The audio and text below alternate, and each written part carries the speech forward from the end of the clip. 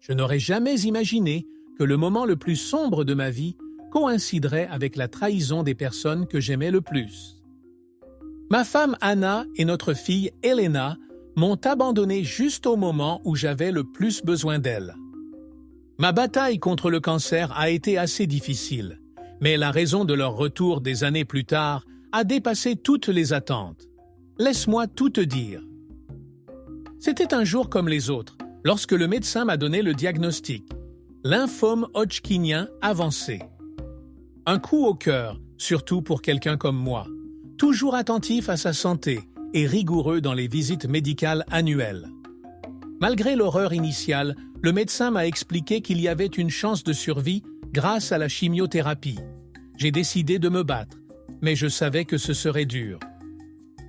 Je suis rentré à la maison et j'ai appelé ma femme Anna et notre fille Elena pour leur annoncer la nouvelle. J'ai essayé de masquer ma peur en disant que je ferais tout ce que je pourrais pour gagner cette bataille. Ils avaient l'air dévastés, mais ils ont promis de rester à mes côtés. Ils m'ont rassuré avec des paroles réconfortantes et je me suis accroché à leurs promesses comme un radeau dans une mer agitée. Invitation à vous abonner à la chaîne. Vous voulez savoir comment cette histoire a pris une tournure inattendue? Restez avec nous et abonnez-vous à la chaîne pour découvrir chaque détail. J'ai commencé la chimiothérapie une semaine plus tard. C'était une épreuve. Je rentrais chez moi épuisé, incapable de faire même les choses les plus simples. Chaque séance était un voyage dans l'inconnu, entre des perfusions apparemment interminables et l'attente dans les couloirs des hôpitaux. Les nausées sont devenues un compagnon constant, ainsi qu'un goût métallique dans ma bouche qui m'empêchait d'apprécier ma nourriture. Anna et Elena se sont occupées de moi au début, en cuisinant, en nettoyant et en m'accompagnant aux soins. Cependant, au fil des semaines, j'ai commencé à sentir un changement. Ma proposition a été acceptée à contre-cœur. L'infirmière s'est révélée être une professionnelle extraordinaire, mais son arrivée n'a pas calmé l'irritation d'Anna et d'Elena. Leurs attentions devinrent plus sporadiques, leurs expressions plus tendues. Un matin, alors que j'ai demandé à Anna de m'accompagner à une séance de chimiothérapie, elle m'a proposé de prendre un taxi car elle était trop fatiguée. J'étais sans voix. Malgré la déception, j'ai essayé de faire preuve de compréhension. Je suis même allé jusqu'à suggérer d'embaucher une infirmière pour leur alléger le fardeau. Anna et Elena étaient en train de tout emballer. D'une voix froide, ils m'ont informé qu'ils emménageaient chez ma belle-mère. « Je ne peux pas faire ça, Lucas, » dit Anna. Ils m'ont accusé de trop m'appuyer sur eux, comme si combattre le cancer était mon choix. Chaque jour était un combat. Mon énergie s'épuisait de plus en plus et il y avait des moments où je pensais abandonner.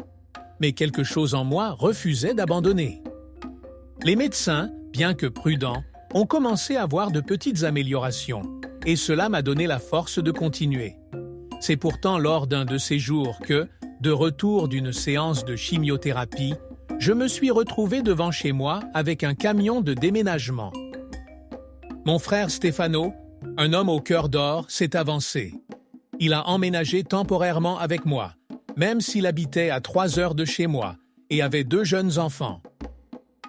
Elena, les yeux baissés, ajouta « C'est trop difficile de rester ici. » Ces mots ont transpercé mon cœur. J'étais trop faible pour résister. Je suis resté seul dans une maison vide, avec un lit et quelques vêtements. J'ai déménagé dans une nouvelle ville et j'ai laissé ma maison à Cecilia, en signe de gratitude pour son soutien. Il m'a suggéré d'héberger sa belle-sœur Cecilia, qui était en instance de divorce et avait besoin d'un endroit sûr. J'ai accepté. Cecilia s'est avérée être une aide précieuse. Il m'a soutenu de toutes les manières possibles, sans jamais se plaindre. Après des mois de traitement, la bonne nouvelle est enfin arrivée. Le cancer était en rémission. Je me sentais renaître, mais pas sans cicatrices, pas seulement physique. Mon corps portait les marques de cette bataille. J'avais perdu beaucoup de poids. Mes muscles étaient faibles et ma peau était marquée de taches et de blessures. Mes cheveux ont recommencé à pousser, fins et fragiles. Mais pour moi, c'était un symbole de renaissance. j'ai décidé de divorcer d'Anna. Il était clair que notre mariage ne pourrait pas survivre à ce qui était arrivé. Je suis revenu petit à petit à ma vie, retrouvant force et sérénité. Anna a essayé de convaincre Paola que la maison lui appartenait. Paola, astucieusement, répondit que la propriété appartenait désormais à Cecilia. Furieuse, Anna s'est mise à crier, créant une scène. Plus d'1 an s'est écoulé. Un jour, ma voisine Paola m'a informé qu'elle avait vu 2 femmes suspectes rôder autour de ma maison. La description correspondait à Anna et Elena. J'étais incrédule. Comment ont-ils trouvé mon adresse? Je n'avais pas l'intention de les voir, mais quelques jours plus tard, ils sont réapparus. Cette fois-ci, ils étaient un peu plus audacieux. Ils sont même allés jusqu'à falsifier des documents affirmant que notre divorce n'avait jamais été finalisé, espérant prouver qu'Anna était toujours mon épouse légitime et donc l'héritière naturelle de mes biens. Ce n'était pas seulement un caprice de 2 femmes en difficulté. Anna et Elena avaient tout planifié avec une précision calculée.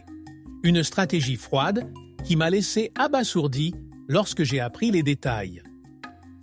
Après m'avoir abandonné pendant ma maladie, ils espéraient que ma santé se détériorerait irrémédiablement et que je mourrais, leur laissant en héritage tout ce que je possédais. Quand ils ont réalisé que j'avais survécu et que la maison était désormais au nom de Cecilia, ils ont décidé d'agir. Ils ont consulté un avocat, essayant de trouver des échappatoires juridiques pour récupérer la propriété. Ils avaient même tenté de pénétrer dans la maison de Cecilia pendant son absence, avec l'intention de changer les serrures et de prendre possession du bien. Mais ils ne se sont pas arrêtés là. J'ai découvert qu'ils avaient également contacté des amis et des parents communs, me dépeignant comme un homme égoïste qui les avait abandonnés sans aucun soutien, essayant d'obtenir du soutien pour leur projet. Elena, elle, se cachait derrière sa mère, mais n'en était pas moins coupable. Son silence complice et ses regards pleins de ressentiment me confirmaient qu'elle était tout aussi impliquée dans le plan. Lorsque le plan juridique a échoué, ils se sont tournés vers des méthodes plus directes et plus agressives. Ils sont arrivés armés de gourdins, pensant que détruire mes biens m'intimiderait et me pousserait à céder. C'était une démonstration d'effronterie sans précédent, une tentative désespérée mais calculée pour obtenir ce qu'ils voulaient. Lorsque je suis intervenu pour les arrêter, Anna a même eu le culot de m'accuser d'en être le coupable, prétendant qu'elle avait été forcée à de tels extrêmes à cause de mon prétendu manque d'empathie. Mais moi, d'une voix ferme, je lui rappelais que c'était elle qui m'avait abandonné au moment le plus difficile de ma vie. Je ne pouvais pas lui pardonner. Le lendemain, la situation a dégénéré. Anna et Elena, armées de gourdins, ont endommagé ma propriété, brisant des vitres et détruisant des plantes. Quand je suis intervenu, Anna m'a accusé de l'avoir abandonnée. « Tu m'as laissé sans rien !» pleurer. Ils avaient essayé de revenir dans ma vie pour prendre possession de mes biens. Ce fut un coup dur, mais aussi une confirmation que ma décision de partir était la bonne. La police est arrivée et les a arrêtés tous les 2. J'ai appris plus tard qu'Anna avait perdu la maison de sa mère et qu'elle vivait dans des conditions désespérées. Comment auriez-vous réagi face à une telle situation? Laissez un commentaire ci-dessous et faites-moi part de votre opinion. La vie est trop courte pour la gâcher avec quelqu'un qui ne vous apprécie pas. S'il y a une leçon que je souhaite partager, c'est celle-ci. Choisissez toujours de valoriser ceux qui vous soutiennent, pas ceux qui vous abandonnent. Aujourd'hui, avec le recul, je comprends combien il est important de s'entourer de personnes authentiques. La maladie m'a appris à reconnaître qui est prêt à rester à vos côtés dans les moments difficiles et qui, au contraire, s'enfuit à la première difficulté.